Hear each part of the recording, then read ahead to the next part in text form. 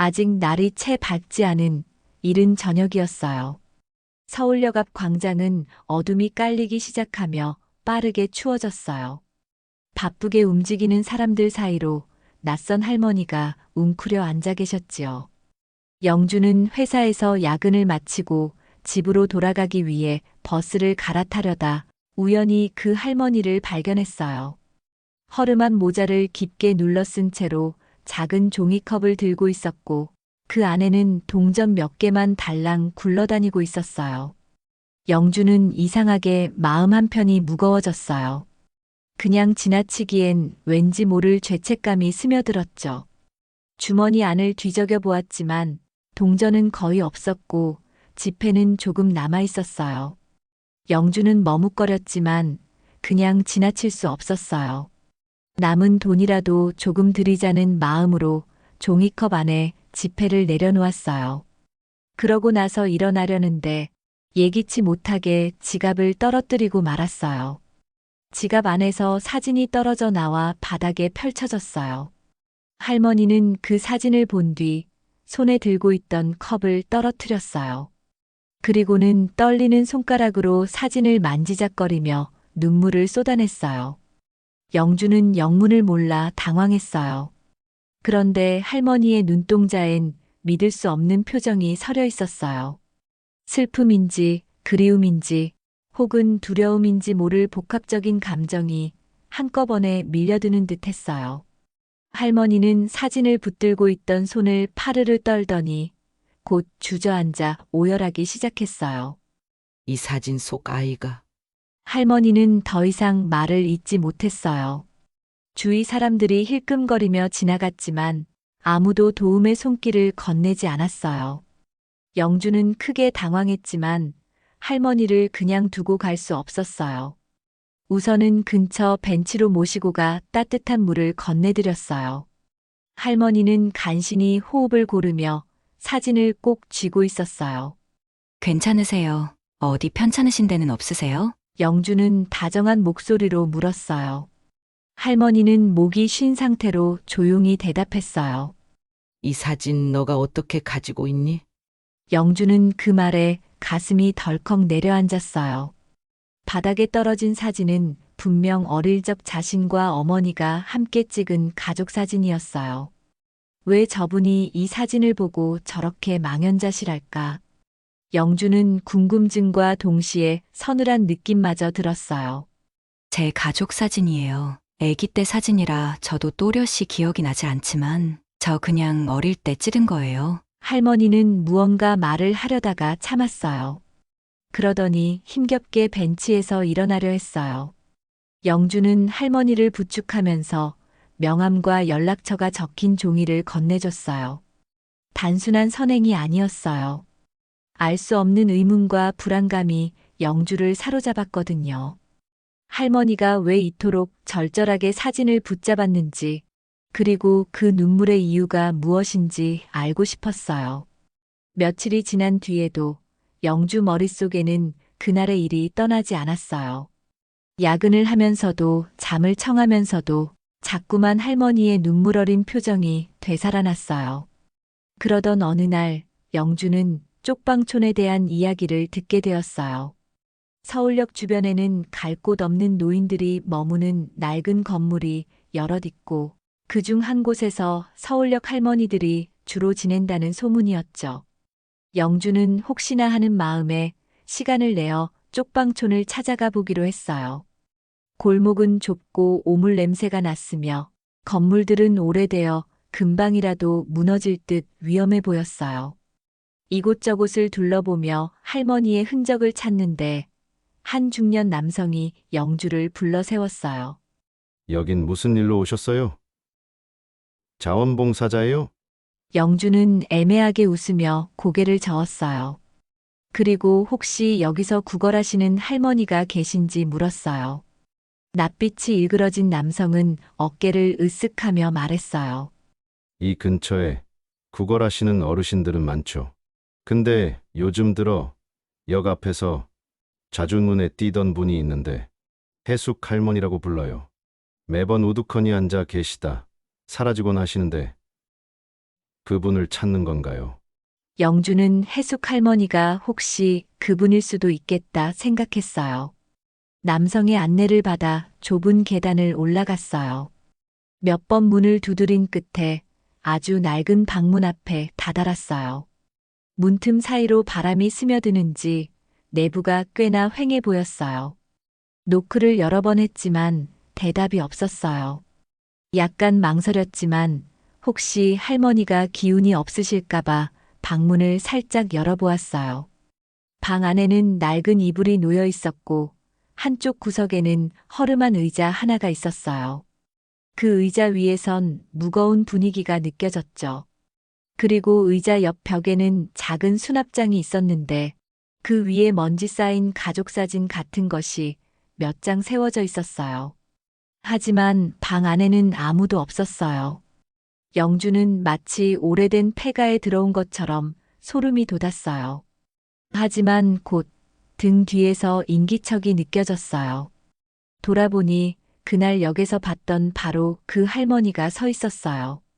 해숙 할머니는 영주가 누군지 알아차린 듯 작게 탄식하며 방 안으로 들어섰어요. 또 만났네. 할머니가 힘겹게 의자에 걸터 앉았어요.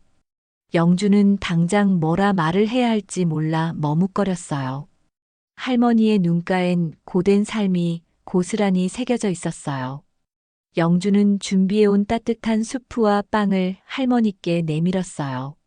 이거 드시면서 잠깐 얘기 나누면 좋겠어요. 그날 역 앞에서 보셨던 사진 때문에 많이 놀라셨던 것 같아서요. 할머니는 눈을 감은 채 작게 한숨을 내쉬었어요. 그러고는 조용히 영주를 향해 고개를 끄덕였어요. 그 순순한 태도가 왠지 모르게 영주의 마음을 또 한 번 흔들었어요. 너가 가진 사진 속 아이.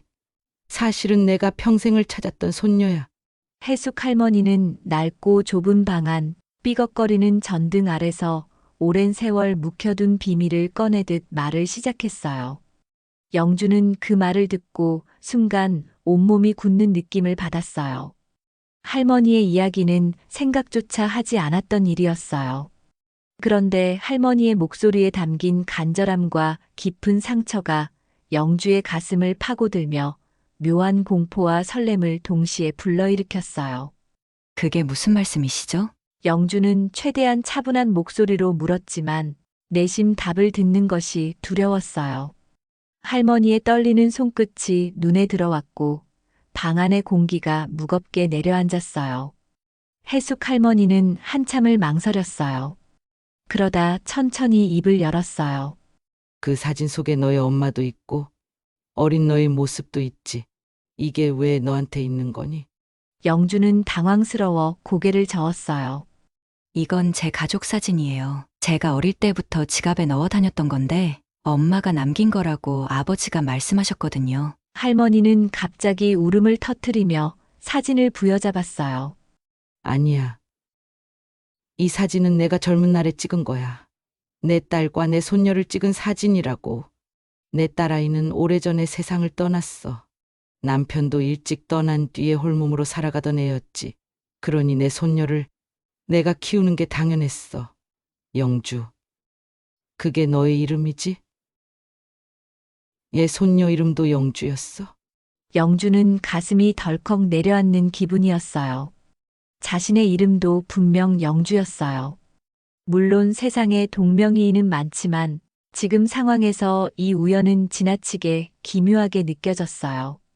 할머니는 한숨을 깊게 내쉬며 이야기를 이어갔어요. 손녀가 내 삶의 전부였어. 그런데 어느 날 그 애가 갑자기 사라져 버렸어. 그때 나는 무슨 일이 있었는지도 제대로 알지 못한 채로 경찰서를 뛰어다니고 전단지도 붙이고 온 동네를 헤맸어. 하지만 아무런 소식도 들을 수 없었어. 영주는 숨을 쉬는 것도 잊은 듯 할머니의 말을 가만히 듣고 있었어요. 이상하게도 그 이야기가 자신과는 전혀 상관없을 거라고 생각할 수가 없었어요. 영주는 천천히 고개를 숙였어요. 할머니의 목소리에는 너무나 오랜 시간 동안 쌓인 슬픔과 후회가 서려 있었어요. 그래도 희망을 놓을 수 없었어. 손녀가 어딘가에서 살아있을 거라고 믿었어. 하지만 내가 할 수 있는 일이 너무 없었지. 내 몸은 점점 약해지고 형편은 나빠졌어. 결국 이렇게 서울역 근처를 떠도는 신세가 되었어. 그래도 매일 마음 한구석에선 손녀가 살아서 어딘가에 있을 거라는 믿음을 놓을 수가 없었어. 그래서 이렇게 살아가는 거야.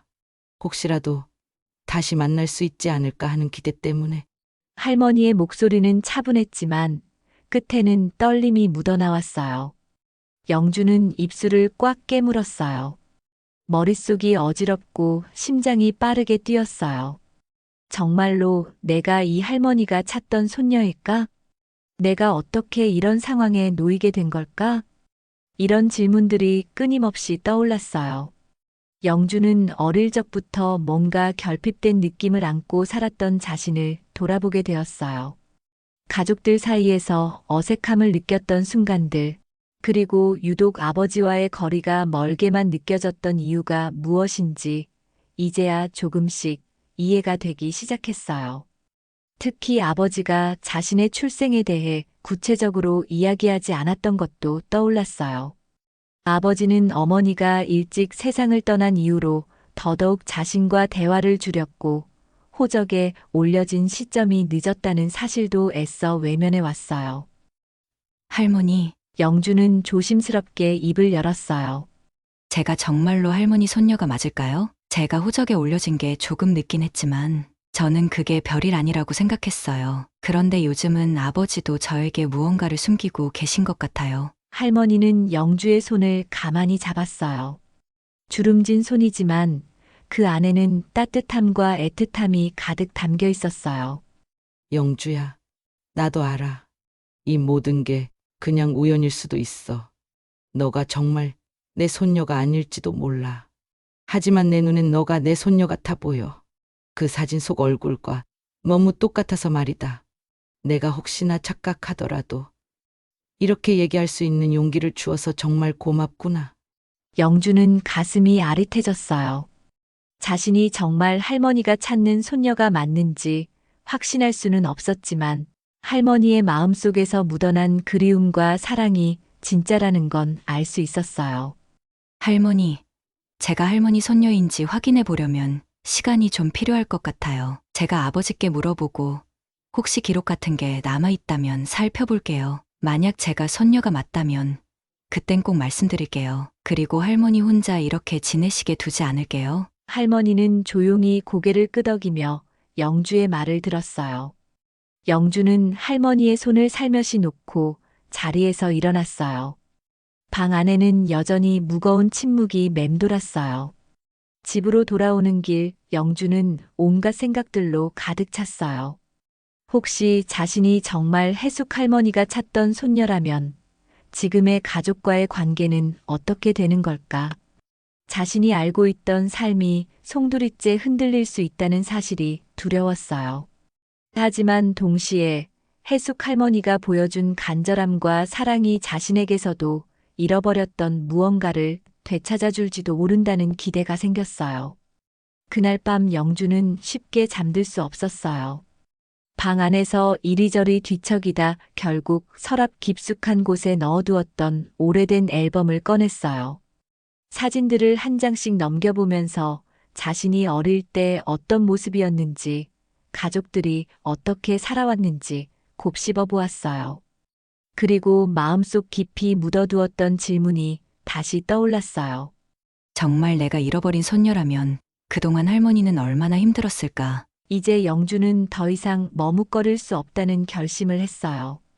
직접 아버지와 이야기를 나누고 할머니와 자신이 어떤 관계인지 진실을 밝혀야만 했어요. 그렇게 해야만 자신의 삶에 숨겨진 비밀을 온전히 이해할 수 있을 것 같았어요. 동시에 할머니를 위해서라도 더는 이 상태로 놓아둘 수 없다고 생각했어요. 해숙 할머니의 이야기는 영주의 가슴에 지울 수 없는 흔적을 남겼어요. 그리고 그 흔적은 이제 영주의 삶을 새로운 방향으로 이끌어갈 준비를 하고 있었어요.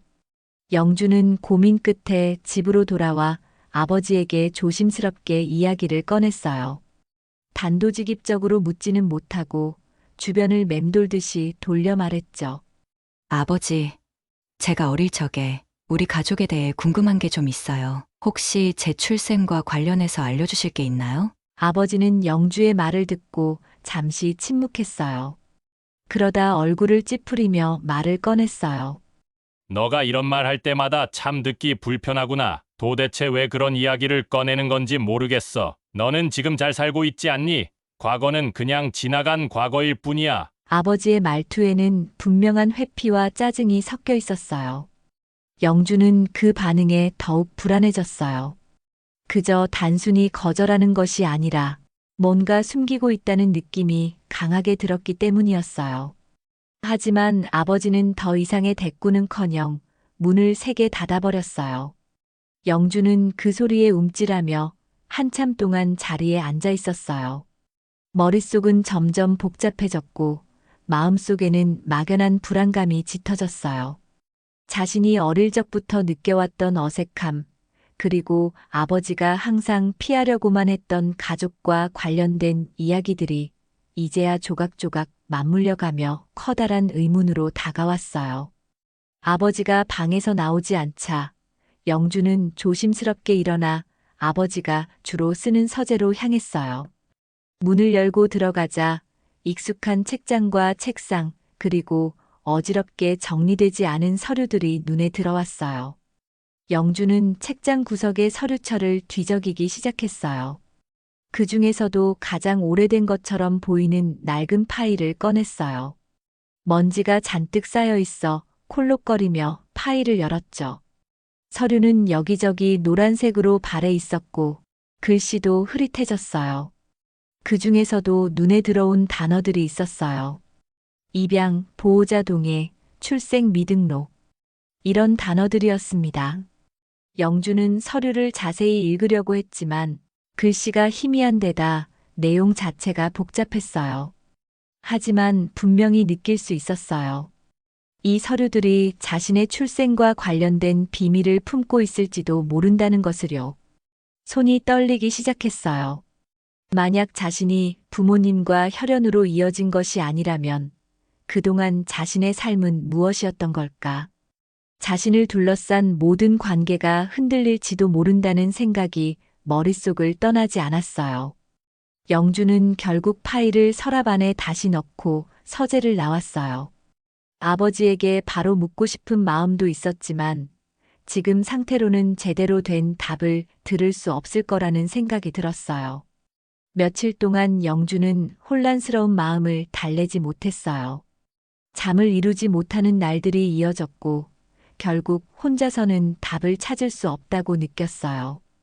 그래서 다시 쪽방촌에 계신 해숙 할머니를 찾아가기로 했어요. 할머니에게 조금 더 자세히 이야기를 듣고 싶었고 혹시 할머니의 기억과 자신이 가진 단서가 맞물릴 수 있지 않을까 하는 희망도 있었어요. 쪽방촌에 도착했을 때 골목은 여전히 스산하고 낡은 건물은 더욱 초라하게 보였어요. 영주는 할머니가 머무는 방으로 향하며 손에 든 봉투를 꼭 쥐었어요. 그 안에는 죽과 과일, 그리고 할머니가 드시면 좋을 간단한 약들이 들어 있었어요.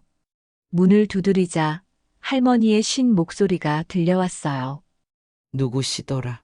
저예요. 영주요. 며칠 전에 배웠던. 할머니는 문을 열고 영주를 보더니 잠시 멈칫했어요. 그러고는 천천히 고개를 끄덕이며 방으로 들어오라고 했어요. 방 안에는 작은 난로가 놓여 있었고 낡은 이불과 가구들이 허름한 모습을 하고 있었어요. 할머니는 난로 옆에 앉아 몸을 녹이고 있었어요. 영주는 준비해간 음식을 꺼내 놓으며 조심스럽게 이야기를 시작했어요.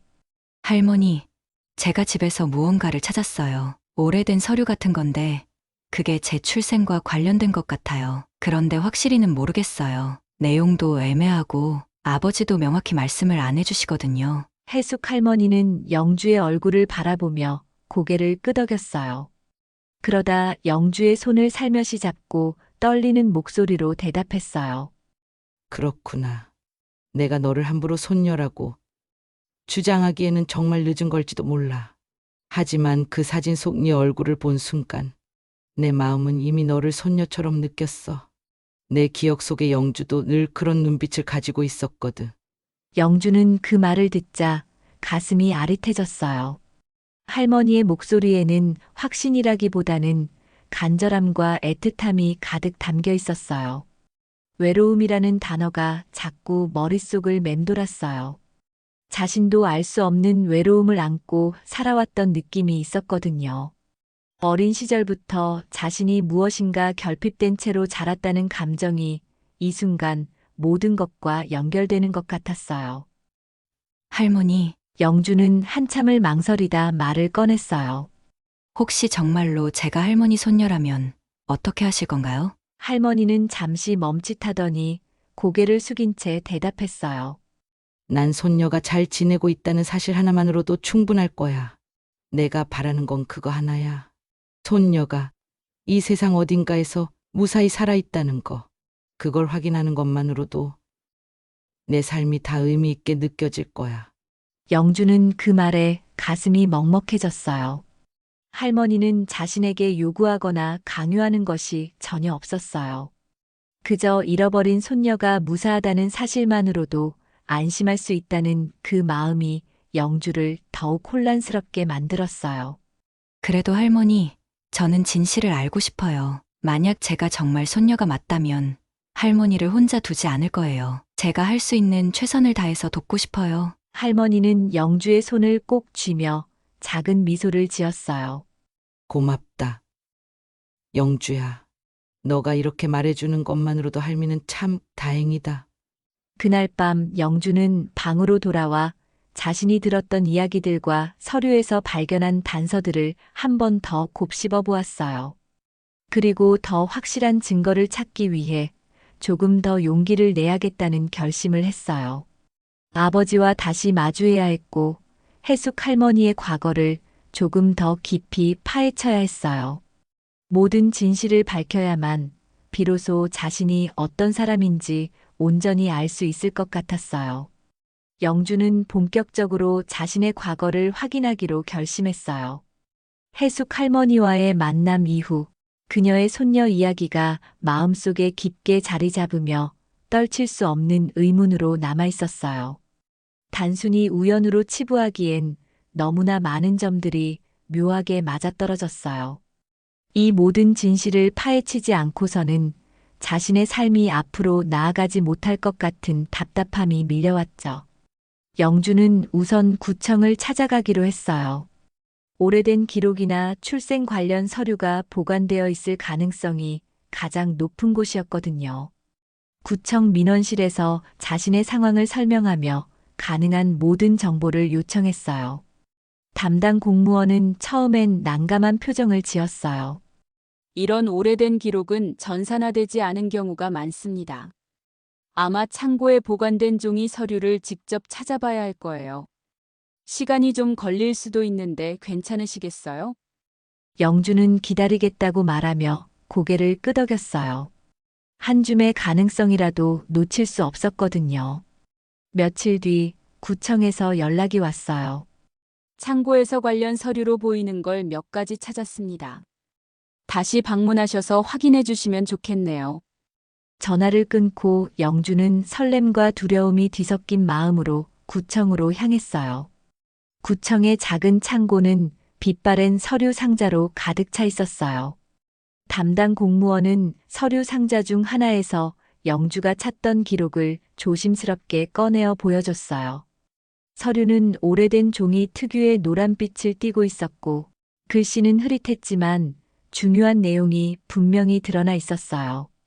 영주 생후 3개월 추정, 정식 출생 신고 전임, 보호자 미상.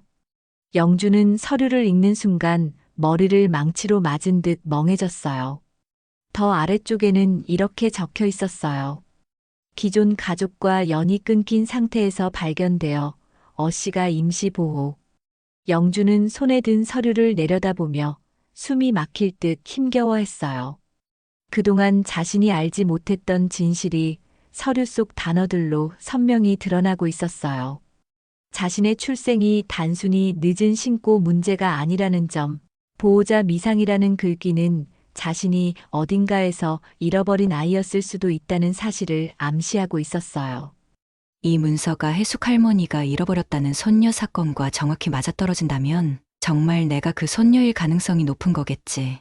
영주는 혼잣말로 중얼거리며 서류를 꼭 쥐었어요. 하지만 이런 추측만으로는 모든 퍼즐이 맞춰지지 않았어요. 더 많은 대화와 확인이 필요했어요. 가장 먼저 아버지와 마주해야겠다는 결심이 섰어요. 집으로 돌아온 영주는 어색한 침묵 속에서 한참을 망설이다가 아버지에게 말을 꺼냈어요. 아버지, 제게 숨기고 있는 이야기가 있다면 이제는 말해주실 수 있으세요? 정말 알아야 할 것 같아요. 아버지는 처음엔 아무 말 없이 고개를 떨군 채 창밖을 바라보고 있었어요. 영주는 그 침묵이 너무 길게 느껴져 초조함이 밀려왔어요. 한참 후에야 아버지가 낮은 목소리로 입을 열었어요. 한 겨울밤이었단다. 난 퇴근하다가 버려진 가방 하나를 발견했어. 길 한가운데에 놓여 있었는데 그 안에서 울음소리가 들렸지. 가방을 열어보니 거기에 아기가 있었어. 얼굴도 제대로 닦이지 않고 얇은 담요 하나로 겨우 몸을 감싼 채로 말이다. 아버지는 말하면서도 손끝이 미세하게 떨리고 있었어요. 그때의 충격과 기억이 아직도 생생한 듯 했어요. 영주는 숨을 죽인 채 듣고 있었어요. 그냥 지나칠 수가 없었어. 겨울이라 날씨도 너무 추웠고 그 아기가 더 이상 버텨낼 수 없을 것 같았거든. 곧바로 경찰에 신고했어. 그런데 경찰은 당시 다른 사건들로 바빴고 그 아기를 돌볼 여력도 없었어. 보호소에 맡기자는 말도 나왔지만 시설에 보내기까지 시간이 걸린다고 했어. 그러다 보니 결국 그 아기를 임시로 맡기로 했지. 그게 바로 너였어. 영주야. 아버지는 고개를 떨구고 말을 이었어요. 처음엔 나도 잠깐만 맞는 줄 알았어. 그런데 시간이 지나면서 그 아기가 너가 내게 점점 소중한 존재가 되었어. 어차피 신고가 늦어진 상황이라 호적에 올리는데도 문제가 생겼지. 정식 절차를 거치기보단 너가 내 딸로 살아가는 게 더 자연스러울 것 같아서 결국 그렇게 됐단다. 아버지의 목소리는 낮고 무거웠어요. 말 한마디 한마디에 담긴 미안함이 그대로 전해졌어요. 영주는 그 이야기를 들으며 마음속에 온갖 감정이 뒤섞이는 걸 느꼈어요. 충격, 슬픔, 그리고 한편으로는 아버지의 진심이 고스란히 느껴지는 따뜻함까지요.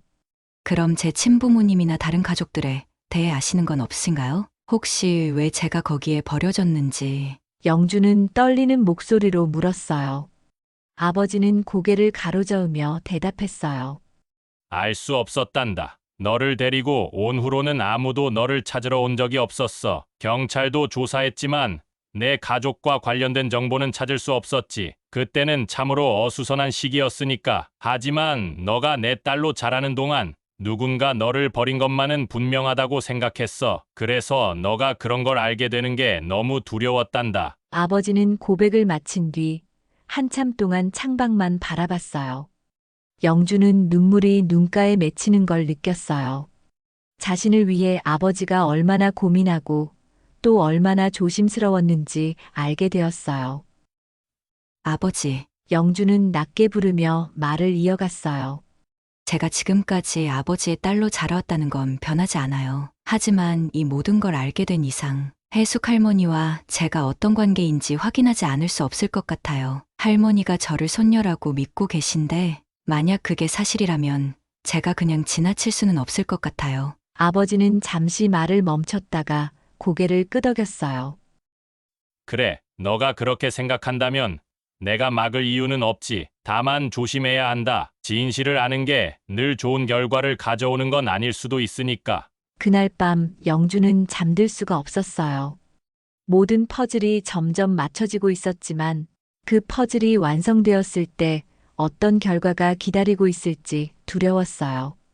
자신이 정말 해숙 할머니의 손녀라면 지금의 삶과 가족은 어떻게 달라지게 될까?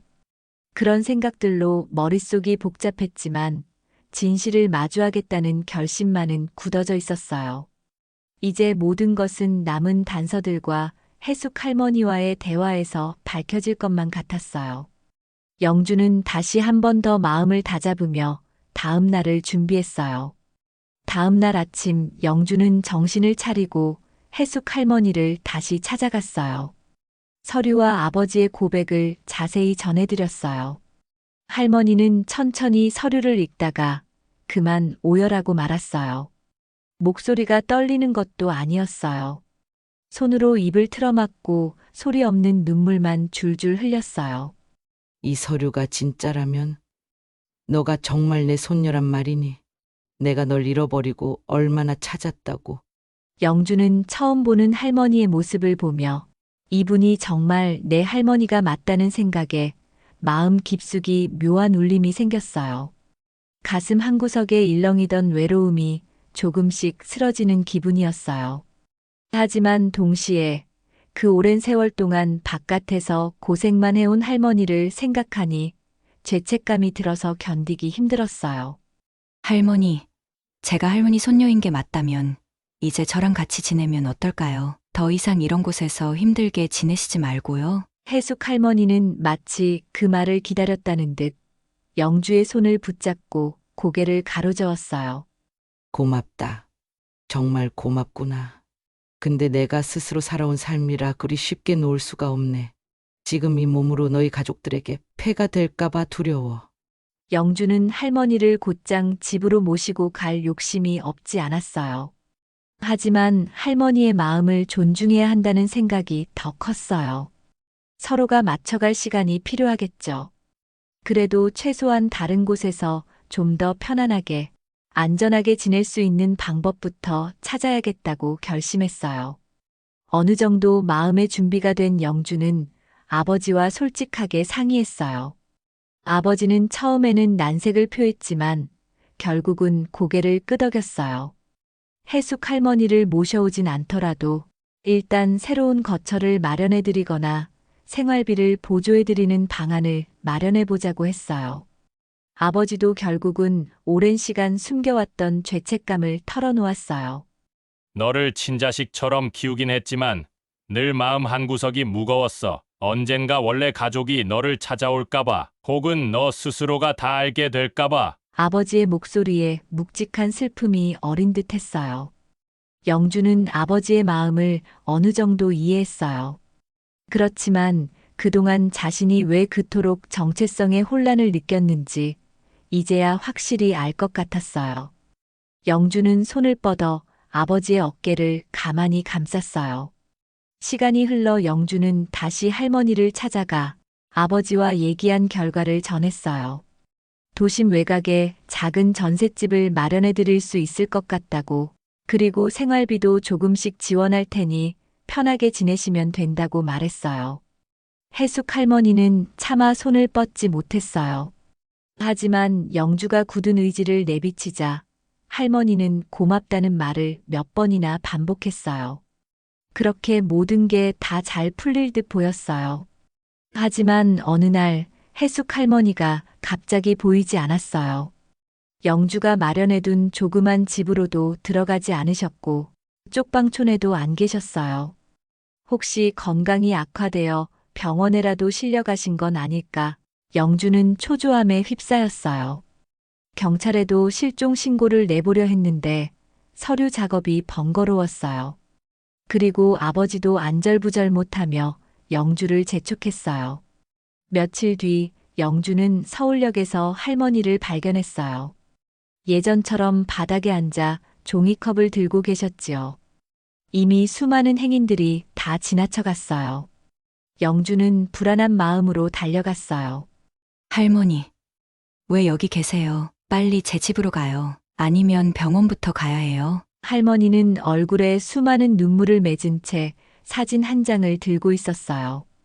그 사진은 바로 해숙 할머니와 딸, 그리고 어린 영주가 함께 찍은 오래된 사진이었어요. 할머니가 그걸 어디선가 찾아낸 모양이었어요. 눈물로 범벅된 목소리로 할머니가 말했어요. 이 사진 속에 너와 너의 엄마, 내가 함께 찍혀 있어. 내가 이 사진을 지키고 싶었어. 이게 우리 가족의 마지막 추억이거든. 너가 날 찾아와 줘서 정말 고맙구나. 이젠 더 이상 여한이 없을 것 같아. 영주는 그 사진을 보고 또 한 번 가슴이 무너졌어요. 어머니의 얼굴이 흐릿한 기억 너머로 떠올랐어요. 그리고 해숙 할머니가 이 사진을 지키며 평생을 살았다는 사실을 알게 되니 말로 표현하기 어려운 먹먹함이 밀려왔어요. 할머니를 데리고 병원에 가려 했지만 할머니는 고개를 젓고는 자꾸만 영주의 손을 꼭 잡았어요. 난 이제 괜찮아. 정말이야. 너가 날 찾으러 와준 것만으로 충분해. 그 말이 역설적으로 더욱 절절하게 들렸어요. 할머니는 마치 무언가를 다 이룬 듯한 표정이었어요. 영주는 할머니를 도저히 그냥 둘 수 없었지만 할머니의 눈빛에는 오랜 세월의 체념과 기도가 뒤섞여 있었어요. 그 눈빛을 본 영주는 결국 참았던 울음을 터뜨렸어요. 시간이 조금 더 흐른 뒤 영주는 아버지와 상의하여 할머니를 결국 설득해 새로운 보금자리로 모시게 되었어요. 할머니는 완전히 마음을 열진 않았지만 더 이상 서울역과 쪽방촌에서 생활하지 않아도 된다는 사실에 조금씩 안도감을 느끼시는 듯 했어요. 아버지는 미안함과 고마움을 표하며 비록 혈연이 아니더라도 영주가 자신의 딸임은 변함없다고 했어요. 그리고 영주의 친할머니가 다시 삶을 시작할 수 있도록 최선을 다해 돕겠다고 결심했어요. 해숙 할머니도 조금씩 마음의 문을 열고 영주와 오랜 시간을 함께 보내기 시작했어요. 사진 속에 담긴 추억을 되새기며 영주가 자라던 시절의 이야기를 상상했어요. 너가 이렇게 건강하게 자랐으니 그거면 된 거 아니겠니? 영주는 왠지 모를 뭉클함이 올라왔어요. 한편 영주는 친어머니를 기억하기 위해 당시 상황을 더 알아보기로 했어요. 할머니도 미처 알지 못했던 진실이나 어린 시절에 대한 구체적인 흔적이 더 있을 수 있기 때문이었어요. 그렇게 영주는 자신만의 뿌리를 찾아가는 여정을 시작했고 할머니도 그 길을 함께할 수 있다는 사실에 작은 설렘을 느꼈어요. 결국 이 모든 사건은 작은 사진 한 장에서 시작되었어요. 바닥에 떨어진 그 사진 때문에 구걸하던 할머니와 직장인이었던 영주의 인연이 밝혀졌고 서로가 서로에게 잃어버렸던 가족임을 알게 되었어요. 아무것도 모른 채 살았던 지난 세월은 분명 아프고 외로운 시간이었지만 이제 서로를 찾아내어 마음을 나눌 수 있게 되었어요. 두 사람은 앞으로도 크고 작은 갈등과 고민을 겪을 수 있겠지요. 오랜 시간 떨어져 살았으니 모든 것을 단숨에 회복하기란 쉽지 않을 거예요. 그러나 그들 사이에는 핏줄로 이어진 진실과 무엇보다 함께하고자 하는 강한 의지가 존재해요. 어쩌면 이 이야기는 인연이라는 것이 얼마나 기묘하고 소중한지 보여주는 증거가 될 거예요. 때로는 세상이 아무리 차갑고 쓸쓸해도 인연은 사람을 연결하고 운명을 뒤바꿔 놓을 힘을 가지고 있어요. 해숙 할머니와 영주의 운명은 긴 시간 동안 얽혀 있었고 결국 한 장의 사진을 통해 서로를 향해 문을 열 수 있었어요. 지금쯤 해숙 할머니는 작은 방 안에서 녹차 한 잔을 끓여 마시며 영주가 출근하는 모습을 창문 너머로 지켜볼지도 몰라요. 저 문 뒤에는 정말 내 할머니가 계시구나. 영주는 출근길에 이렇게 생각하며 지난날 느껴지지 않았던 마음의 안정감을 조금씩 되찾아가고 있을 거예요. 할머니는 쓸쓸한 길바닥이 아닌 가족의 품이라는 조금 더 포근한 장소에서 새벽을 맞이하게 된 거죠.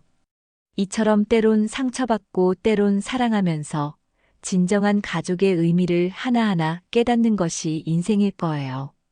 출생의 비밀은 낯설고 두렵지만 그로 인해 새롭게 얻은 사랑과 화해는 또 다른 기적처럼 찾아오는 법이니까요. 그리고 그 기적은 대개 우연의 탈을 쓰고 일상으로 찾아오곤 해요. 서울역의 붐비는 인파 속에서 시작된 작은 계기가 긴 시간을 돌아 가족이라는 이름으로 돌아왔어요. 그것이 바로 우연처럼 보이지만 필연이었던 할머니와 영주의 반전 같은 만남이었어요.